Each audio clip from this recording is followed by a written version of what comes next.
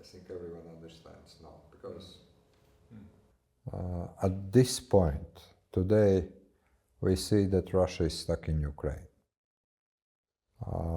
If in that or another way there is kind of deal, or there is kind of development in Ukraine that leads Russian leadership to believe that NATO is weak, that Ukraine is defeated, that NATO is divided, then of course there could be quite a temptation to challenge NATO directly.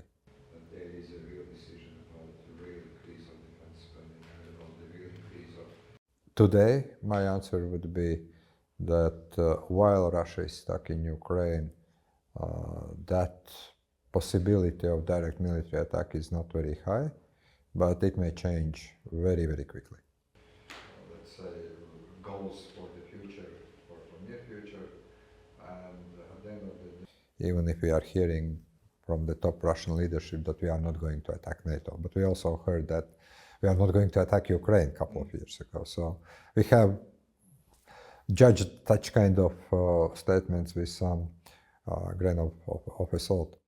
I do hope that our message that we were right about Russia some 20 years ago, some 10 years ago, some even couple of years ago, and everyone acknowledged, will also be a good argument when we are saying that we need to spend as soon as possible now in order to avoid a worst case scenario on spending much more later.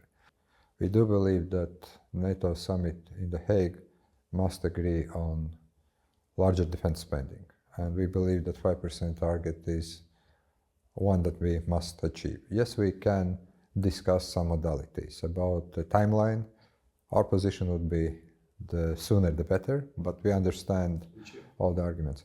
I will not go into years.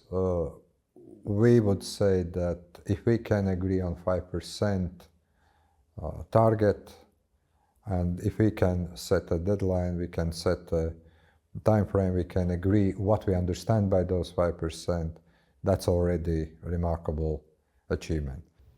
Answer this question from our point of view, from our rationale.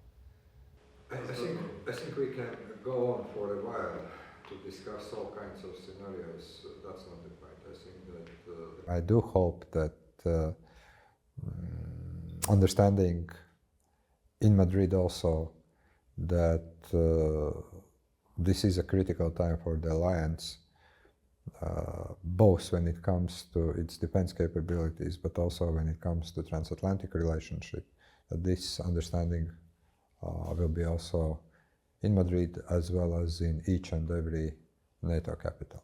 I think that we don't have much of choice. And as I said, indeed, I do remember that or another NATO summit. I do remember that in Madrid we had quite a drama with the Swedish membership.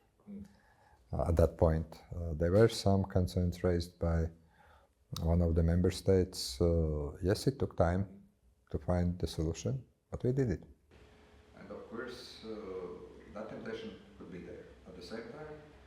So I do understand that also problems of those countries that are probably farther from Russia, that are in the alliance, that want to keep the alliance strong, at the same time also understanding where their democratic limitations are. But I do also believe that there are so good lessons in the history that we'll be able not only to agree, but also to implement. Because one thing is to end summits with declarations, another thing that the real implementation starts next time. Thank you.